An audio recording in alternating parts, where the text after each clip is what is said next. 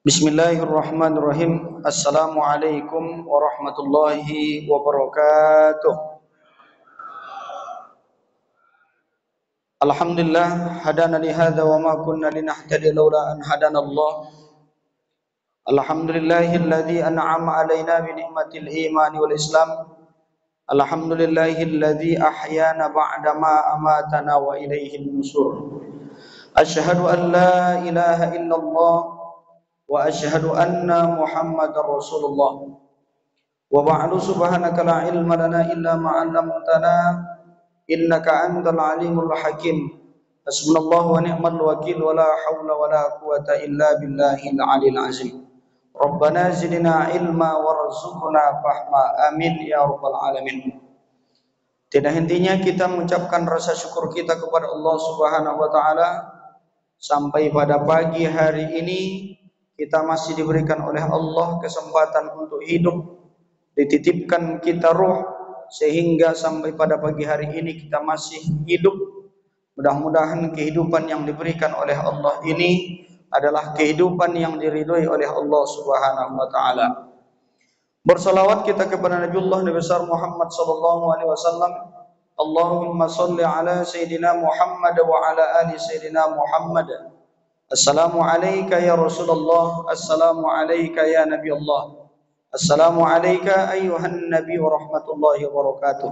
Mudah-mudahan kita semuanya mendapatkan syafaat dari Nabi kita sejak dari dunia ini hingga akhirat kelak. Amin ya rabbal alamin.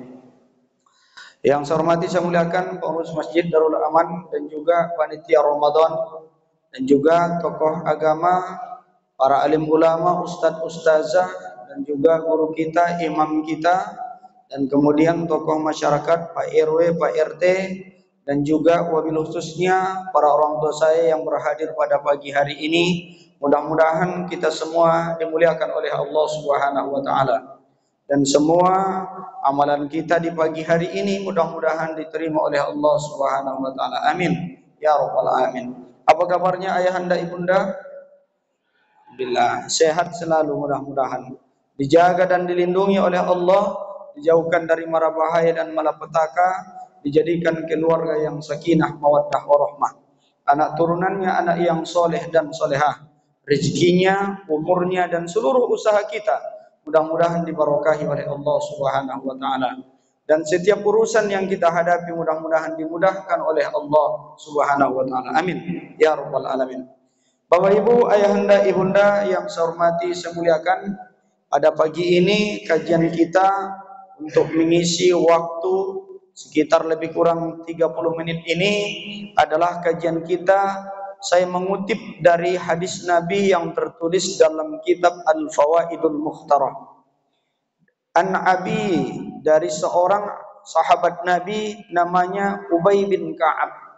Beliau mendengarkan Rasulullah bersabda. Apa kata Nabi? Al-khusunu salasatun. Pertahanan itu, benteng dan kekuatan umat Islam itu ada salasatun, pada 3. Jadi kekuatan kita Bapak Ibu ada pada 3 tempat dan tempat wilayahnya. Ibarat ada peperangan, ini benteng, disinilah pertahanan kita. Jika musuh masuk dan juga bisa menguasai benteng ini, kita kalah. Begitulah dalam hidup ini. Jika yang 3 ini kita tinggalkan, jika yang 3 ini salah satu dari 3 ini kita tinggalkan, maka kita akan kalah. Apa yang 3 itu? Yang pertama, masjidun khusunun. Yang pertama, benteng kekuatan umat manusia ini, umat Islam ini adalah masjid. Masjid ini kekuatan bagi kita. Dari itu jangan pernah meninggalkan masjid. Kapanpun dan bagaimanapun keadaannya, jangan pernah tinggalkan masjid. Apa masjid itu? Masjid berasal dari kata sajad. Sajad artinya sujud. Berarti masjid tempat sujud. Kan di agama kita ini tempat beribadah itu banyak namanya. Ada masjid, ada musolla. Apa musolla? Musolla berasal dari kata solla. Solla, solat. Musolla, tempat solat. Nah, beda antara masjid dengan musolla cuma satu. Apa bedanya? Nah, di masjid didirikan solat Jumat. Sementara di musolla tidak didirikan. Solat 5 waktu sama. Kemudian yang ketiga ada yang menyebutnya dengan surau. Apa surau? Tempat yang paling banyak dibaca surat-surat Al-Quran. Surau. Ada lagi namanya ada langgar. Di beberapa tempat disebut dengan langgar. Dan yang kelima ada sebutannya dengan mihrab. Mihrab itu adalah tempat ibadah kita, tempat sholat kita yang dibuat di rumah. Nah, namanya itu adalah mihrab. Makanya Nabi kalau sholat malamnya adalah di mihrab. Di mana posisinya? Di depan bagian daripada raudhah, ada di situ tempatnya. Nah, disinilah Nabi sholat. Nama tempat itu tertulis di atasnya mihrab Nabi. Artinya tempat beribadahnya Nabi. Nah, Bapak Ibu, ayahanda, ibunda yang saya hormati, saya muliakan. Masjid ini adalah tempat yang paling mulia dan yang paling disukai oleh Allah dan Rasulnya. Terbukti dalam hadis Nabi menyebutkan, apa kata Nabi dalam hadisnya? Inna ahabballahi fil bilad masajiduha. Sesungguhnya tempat yang paling Allah sukai, yang paling Allah cintai dalam satu negeri itu, bukan rumah yang paling besar, bukan rumah yang paling cantik, tapi yang paling Allah sukai di tempat itu adalah masajiduha, adalah masjidnya. Kenapa dengan masjid ini, Bapak Ibu? Disinilah kita dikumpulkan oleh Allah. Di sini kita bertemu dan bersua. Semuanya punya nilai, Bapak Ibu. Datang dari rumah, dalam sebutan Nabi, man tatahhara fi baitihi summa jaa ila masjid. Siapa yang menyempurnakan wuduknya dari rumahnya, lalu dia datang ke masjid, kaki kanannya mendatangkan pahala, kaki kirinya menghapuskan dosa. Sampai di masjid, apakah tetap bernilai? Tetap bernilai, Bapak Ibu. Jadi duduknya kita ini semua, sepanjang kita tidak melakukan hal-hal yang melanggar aturan Allah dan Rasulnya, tetap bernilai. Kakinya, jumlah langkah kakinya bernilai. Masuk saja Bapak Ibu punya aturan. Masuk dari pintu-pintu ini, kita pakai kaki kanan. Apa doanya? Dua mintanya. Allahumma ghafirli dhunubi waftah li abawaba rahmatik. Nah, ini yang kita minta di sini. Ya Allah, ampuni dosa-dosaku, dan kemudian waftah li abawaba rahmatik, dan bukakanlah pintu-pintu rahmatmu. Dah itu kita pun sholat tahiyat al-masjid. Tahiyat artinya adalah menghormati masjid. Lalu kemudian kita duduk. Setelah kita duduk, kita pun berzikir, berdoa. Setelah selesai sholatnya, duduk berzikir dia, dan kemudian berdoa, membaca Al-Quran. Semua dilakukan kebaikan di sini. Apa yang terjadi? Sepanjang kita di rumah Allah ini, berkelilinglah para malaikat mengerumuni kita, dan mereka berdoa memohon kepada Allah. Dua doanya. Doa pertama, Allahumma ghafir lahu, ya Allah ampuni dosanya. Yang kedua, Allahumma rahamhu, ya Allah rahmati mereka. Itu makanya asal datang ke masjid ini, saking nyamannya mengantuk-ngantuk. Nah, itu makanya kalau ada orang yang susah tidur, ada penyakit tuh kan, iya Pak, penyakit apa tuh yang susah tidur? Memang susah tidurnya. Sudah baca buku, dibawa baca buku, tidak mau juga dia. Lah duduk lama dia, tidak mau juga. Tidak usah dibawa ke rumah sakit, Bapak Ibu. Jadi kemana awaknya? Kalau orang dulu, obatnya ini, dimasakkanlah dia kangkung. Udah berkuali-kuali dimasak, tidak juga tidur dia. Rupanya obatnya adalah masjid. Nanti kalau ada orang penyakit begitu, atau tetangga atau keluarga, tak usah bawa ke rumah sakit. Bawa dia ke masjid, tapi ikut prosedur. Apa prosedurnya? Pertama, sempurnakan wudu, terus pakai pakaian yang terbaik, lalu datang ke masjid, tahiyatul masjid. Nah, apalagi ada majelis taklim, tak sampai 5 menit lewat. Nah, itu makanya tidak jarang asal sampai ke masjid cari tempat bersender. Tidak di sini Bapak Ibu, ini tempat lain. Nah, mulailah kaki menjulur, nah, kan kepala pun nunduk-nunduk. Kirain saking pahamnya, rupanya saking mengantuknya. Kenapa? Bernilai semua di sini, nyaman semua, didoakan malaikat. Tempat lain tak ada tempat semulia daripada masjid Bapak Ibu. Tidak ada tempat yang paling mulia selain masjid. Kalau fasilitas di rumah kita jauh lebih lengkap daripada masjid ini. Spring bednya saja hampir setengah meter. Bantalnya nyaman, full AC, semua ada. Tapi tidak bisa tidur. Tapi kita datang ke tempat ini. Ini kalau masjid ini udah luar biasa nih. Coba lihat masjid yang lain Bapak Ibu. Tengok karpetnya udah sekian lama tak pernah dicuci. Habis benangnya, bulunya Bapak Ibu. Tinggal benangnya aja. Nah, tengok kipasnya udah berapa lama tidak dibersihkan. Bunyi pula tuh. Tapi asal ke masjid nyaman dia. Kenapa? Itu rahasianya tadi. Karena di tempat ini, di masjid itu adalah didoakan para malaikat. Kita mendapatkan doa malaikat itu. Tempatnya adalah di masjid. Itu makanya dalam hadis Nabi, tidak dibenarkan kita untuk berusaha lebih kuat, untuk berjalan jauh, kecuali mengunjungi 3 masjid. Iya, ada 3 masjid yang memang kita bersusah payah, harus bisa sampai ke tempat itu Bapak Ibu. Nah, mana masjidnya? Disebutkan oleh Nabi, la tasuddur rihal illa min salasati masajid. Janganlah engkau berusaha payah, kuat, ikhtiar yang kuat, bepergian jauh, kecuali pada 3 masjid. Mana masjidnya? Kata Nabi, masjidi hadza. Yang pertama masjidku ini. Mana dia? Masjid yang ada di Masjid Kota Madinah Al-Munawwarah. Yang kedua, wa Masjidil Haram. Masjidil Haram yang ada di kota Makkah. Lalu kemudian mana lagi? Wa Masjidil Aqsa.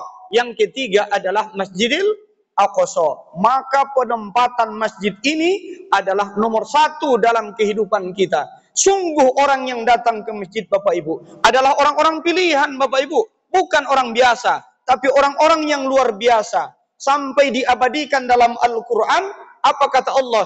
Innama ya'muru masajidallah. Hanya saja, kalau dalam bahasa Arab Bapak Ibu, innama ini dikenal dengan adatul hasr. Pembatasan, terbatas orangnya. Hanya orang pilihan-pilihan Allah yang datang ke masjid. Siapa yang pertama? Man amana billah. Orang-orang yang beriman, yang yakin adanya Allah. Itulah yang datang ke masjid.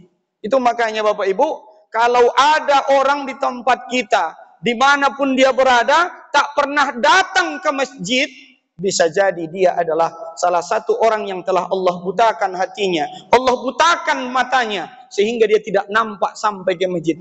Apakah dia tidak akan sampai ke masjid? Sampai juga nanti. Ada waktunya sampai. Ada waktunya itu. Nah, kenapa Bapak Ibu? Karena ada waktunya sampai itu Bapak Ibu. Ada. Kadang rumahnya dekat dengan masjid, terpeleset dia masuk ke masjid. Saking dekatnya, itu pun tak pernah datang di masa hidupnya, di waktu sehatnya tak sampai ke masjid. Tapi pada waktu yang lain ternyata sampai juga ke masjid. Tapi dia tidak jalan sendiri lagi Bapak Ibu, lah digotong tetangganya. Nah, sampai ke masjid, sholatnya di depan imam. Sholatnya juga istimewa, tidak pakai ruku, tidak pakai sujud. Sholat apa itu? Habis selesai sholat jenazah ini dilaksanakan, apa kata Pak Imam? Apakah jenazah ini orang baik? Jawab Bu. Baik dari mana?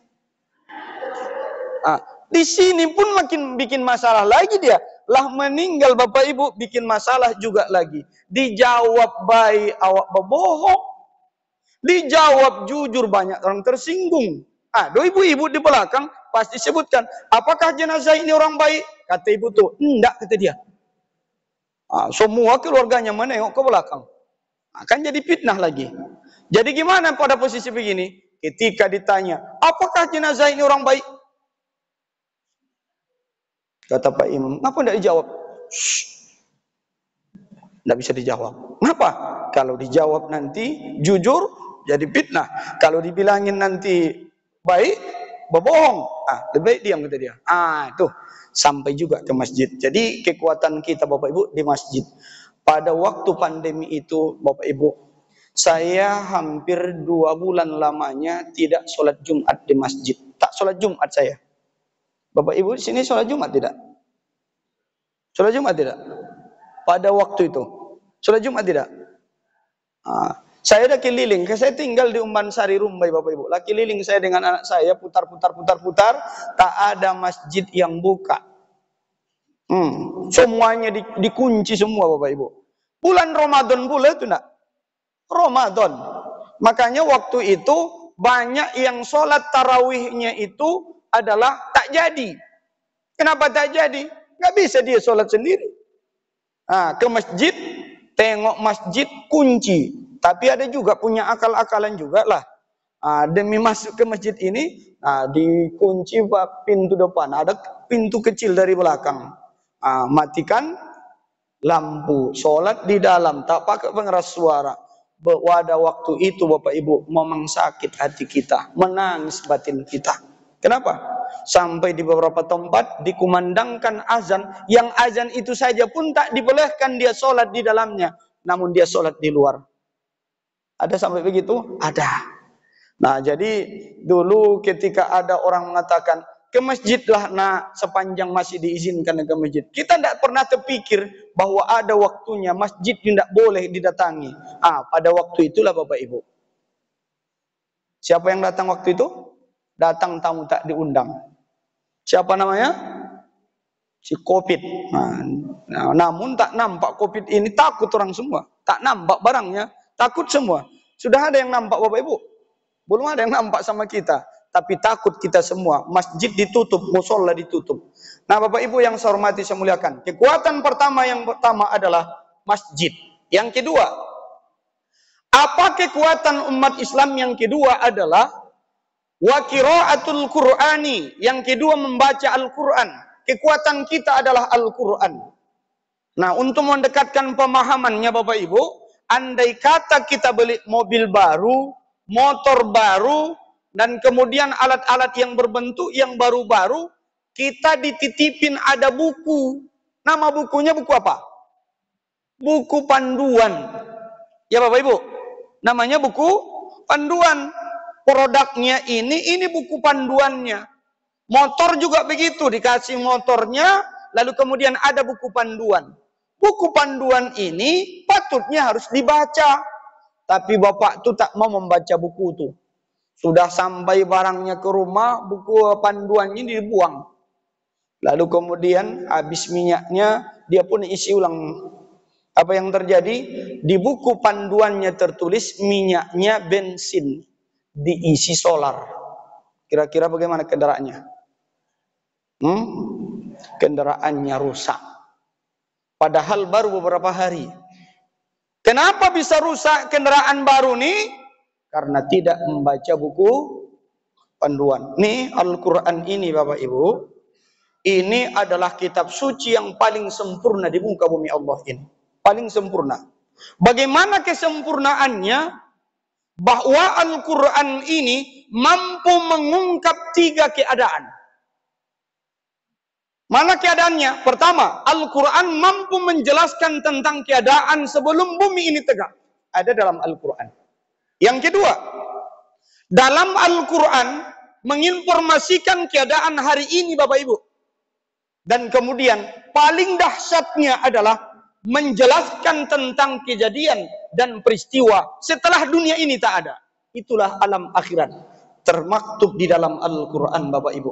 Datanya lengkap, kejadian peristiwanya pasti, dan tidak ada yang dikurangi dan ditambahi. Mulai sejak turunnya sampailah kiamat dunia ini terjaga Al-Quran ini. Siapa yang menjaminnya? Allah menjaminnya.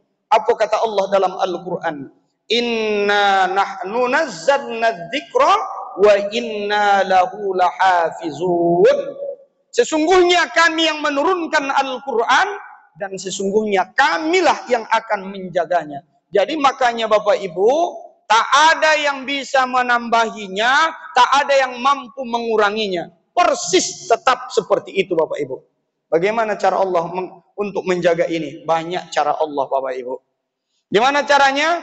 Allah datangkanlah orang-orang yang hifzul Quran, yang hafal Al-Quran. Ketika orang yang sehat, normal, tidak mau mengambil bagian menghafal Quran, Allah datangkanlah orang yang sehat, yang cacat secara fisik, namun dia bisa hafal Al-Quran. Siapa contohnya? Najah. Itu kan setelah lahir, vonis dokter apa? Vonis dokter mengatakan bahwa dia cacat fisiknya dan juga otaknya. Tapi apa yang terjadi? Allah titipkan memori Al-Quran 30 juz di dalam otaknya, sehingga setiap ayat yang dibaca paham dia, tahu dia di mana posisinya. Lihat Bapak Ibu, ketika orang yang bisa melihat tak mau mengambil Al-Quran, Allah titipkan dengan orang yang buta. Ada enggak orang yang buta membaca Al-Quran? Ada Bapak Ibu, ada. Ketika kita orang yang bisa berbicara ini tak mau membaca Al-Quran, Allah titipkan dengan yang bisu. Hari ini Bapak Ibu, lah banyak komunitas itu. Komunitas apa? Komunitas orang yang bisu adalah membaca Al-Quran dalam bentuk bahasa isyarat. Bahasa isyarat. 30 juz. Lihat Bapak Ibu. Jadi Bapak Ibu yang dimuliakan Allah Subhanahu wa taala, kalau ingin kita aman di dunia ini, aman di akhirat nantinya, maka bacalah buku panduannya. Bacalah buku petunjuknya, karena dia yang menyebutnya bahwa dia adalah kitab petunjuk. Apa kata Al-Quran? Syahrul Ramadan alladzi unzila fihi Al-Quran hudan linnas. Kata hudan di situ adalah petunjuk. Kalau engkau mau bahagia di dunia ini, selamat di akhirat, baca buku petunjuknya. Itulah Al-Quran. Maka beruntunglah Bapak Ibu yang ada waktu membersamai Al-Quran. Alhamdulillah. Tapi ingat Bapak Ibu, banyak orang di luar sana yang tidak diizinkan Allah untuk membersamai Al-Quran. 24 jam sejak buka mata sampai tutup mata, tak sekalipun dia menyentuh Al-Quran. Tak ada waktu dia. Apa alasannya? Sibuk. Berminggu-minggu tidak pernah bersama Al-Quran. Berbulan-bulan, bertahun-tahun, tak sekalipun dia bersama dengan Al-Quran. Akhirnya mati. Tidak ada waktu dia dengan Al-Quran. Padahal Al-Quran ini adalah kitab yang mampu menyelamatkan kita dari dunia hingga akhirat. Sungguh yang bersama, yang ada kaitannya dengan Al-Quran, mulia Bapak Ibu. Jangankan makhluk hidup manusia, benda mati saja pun mulia dengan Al-Quran. Lihat Bapak Ibu di sini. Ini dulu sebelum dicetakkan Al-Quran, masih kertas putih. Ini ada nilainya enggak? Belum ada. Boleh enggak letakkan di bawah? Boleh. Lalu kemudian ditaruh dengan sembarangan, boleh tidak? Boleh. Dibawa ke kamar mandi? Boleh. Dipijak-pijak boleh tidak? Boleh. Dimanapun letaknya tidak apa-apa. Masih kertas putih dulu. Tapi coba lihat Bapak Ibu. Setelah dicetakkan, dituliskan ayat Al-Quran ke kertas yang putih kosong tadi, apa yang terjadi? Statusnya berubah. Ini masih boleh dibuat di bawah? Tidak boleh. Lihat. Menyentuhnya apakah orang sembarangan? Boleh dibawa ke kamar mandi? Tidak boleh. Kenapa? Ini sudah berubah status menjadi mushaf Al-Quran. Jadi setelah dicetakkan Al-Quran ke kertas ini, melihatnya ibadah, membacanya ibadah, mentadabburinya ibadah, mendengarkan bacaan Al-Quran ini ibadah, menghafalnya ibadah, menghayatinya ibadah, mengamalkannya ibadah. Inilah dia hebatnya Al-Quran, Bapak Ibu. Jadi kalau ada di sini orang yang super sibuk, tak ada waktu membaca Al-Quran, pagi-pagi paling tidak setelah sholat subuh, bukalah Al-Quran tuh tengok, habis itu tutup. Berpahala tidak? Berpahala tidak? Berpahala kalau tidak malu. Masa menengok gini aja tutup balik? Malulah dia kepada Allah hendaknya, Bapak Ibu. Nah, inilah hebatnya Al-Quran ini, Bapak Ibu. Jadi kemana saja pun Al-Quran ini dia tetap mulia, Bapak Ibu. Di mana saja pun dibuat mulia dia, Bapak Ibu. Ini kalau di beberapa masjid kan semua dindingnya itu ditulis kaligrafi Al-Quran. Ya, kalau seperti ini masih kosong, nanti 50 tahun ke depan generasi kita berikutnya sudah tambah ramai, masjid tidak memungkinkan lagi, harus diperbesar, kemudian ini dirobohkan, diperbesar. Boleh tidak dindingnya ini dibuatkan pondasi? Boleh. Dibuat lantai boleh tidak? Boleh. Dipijak-pijak boleh tidak? Boleh. Tapi kalau dituliskan kaligrafi di dalam dinding-dinding ini, maka ketika nanti dirobohkan, maka yang pertama dilakukan adalah hilangkan dulu ayat Al-Qur'annya, barulah bisa dirobohkan. Kenapa? Karena meletakkan Al-Qur'an di bawah, maka berdosalah dia sampai nanti menghadap Allah Subhanahu wa taala. Sebab apa, Bapak Ibu? Karena ada Al-Qur'an. Apatah lagi manusia, Bapak Ibu, orang-orang ahlul Quran, dia dimuliakan oleh Allah. Ada orang yang memang bersama Al-Quran ini, Bapak Ibu, saya melihatnya orang-orang hafal Quran itu di mana-mana dia, Bapak Ibu, komat kamit mulutnya. Kita dekatin, ternyata yang disebutnya adalah ayat-ayat Al-Quran. Menghitung kebaikannya tidak per surat, Bapak Ibu, bukan per juz, bukan per ayat, tapi hitungannya per huruf. Hebat tidak? Hebat, per huruf. Makanya disampaikan Nabi, wala aqulu alif lam mim, dan aku tidak mengatakan alif lam mim harfun, satu huruf, walakin alifun harfun, walamun harfun, wa mimun harfun. Akan tetapi alif satu huruf, lam satu huruf, mim satu huruf. Dan tiga ini sudah tiga huruf. Apa kata Nabi dalam hadisnya? Maka setiap satu huruf adalah hasanatun, satu kebaikan. Dan satu kebaikan ini diganjar oleh Allah asru amsalihah, 10 kebaikan dari sisi Allah. Makanya setiap huruf itu 10 kebaikannya, Bapak Ibu. Di luar bulan Ramadan. Bagaimana dengan Ramadan? Makin banyaklah kebaikannya, berlipat ganda sesuai dengan ukuran yang Allah berikan. Sehingganya di bulan Ramadan ini, salah satu nama yang disematkan untuk Ramadan, namanya adalah Syahrul Quran, yaitu bulannya Al-Quran. Nah, jadi ada beberapa orang, Bapak Ibu, yang dipilih oleh Allah orang yang paling banyak membaca Al-Quran. Jadi dalam kitab Al-Fawaidul Mukhtarah itu dituliskan, maka para ulama memposisikan orang pertama kali yang paling banyak baca Qurannya namanya Utsman bin Affan. Bagaimana dia baca Qurannya, Bapak Ibu? Wa kana khatamul Qur'ana raq'atan, bahwa dia membaca Al-Quran itu adalah 30 juz satu rakaat. Salat dia, salat malam, maka rakaat pertamanya ayat yang dibacanya 30 juz. Ada ndak orangnya di sini yang hampir menyamai itu? Halo? Bu? Bu? Pak? Ada tidak? 30 juz. Memang ndak banyak salat malamnya. 2 rakaat saja, tapi ayatnya 2 kali hatam Al-Quran. Tuh.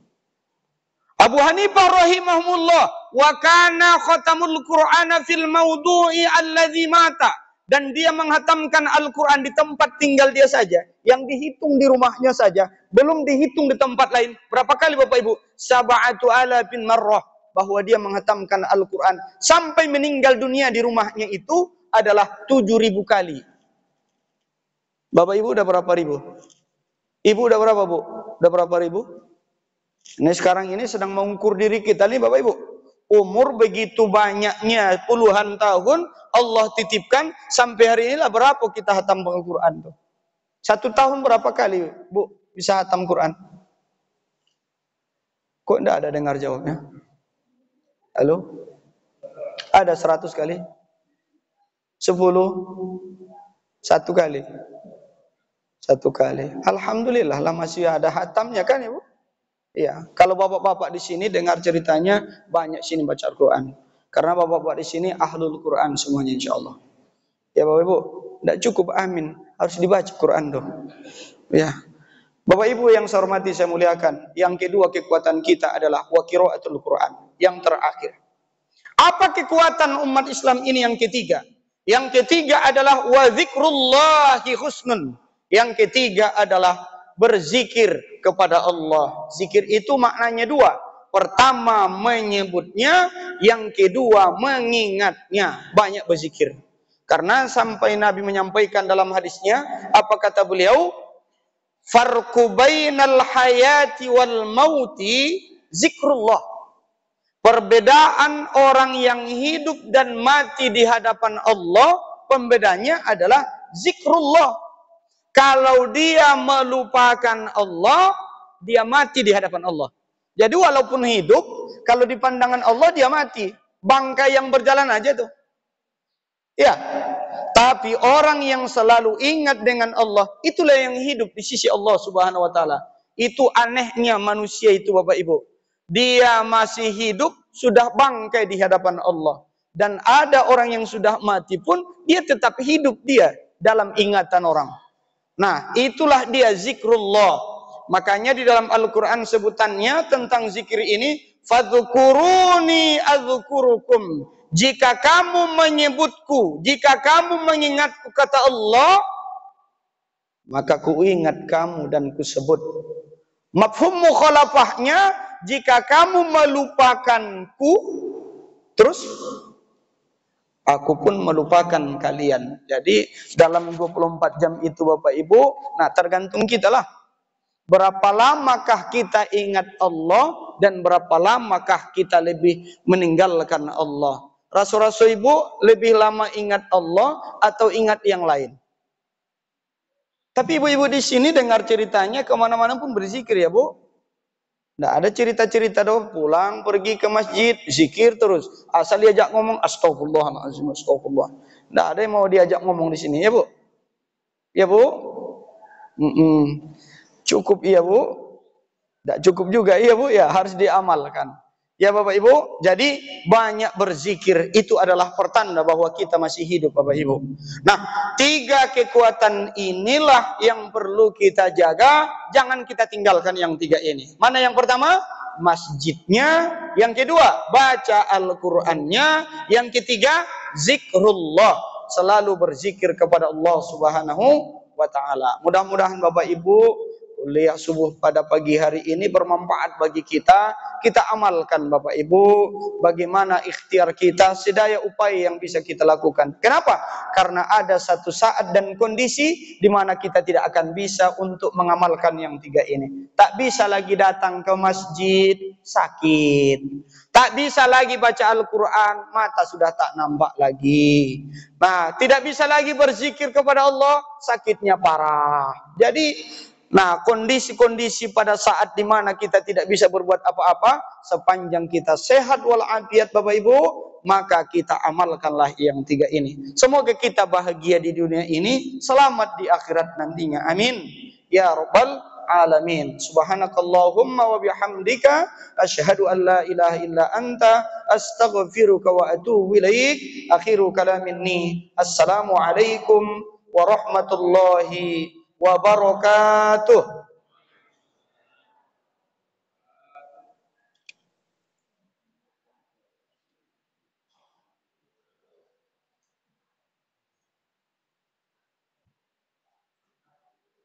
Allah.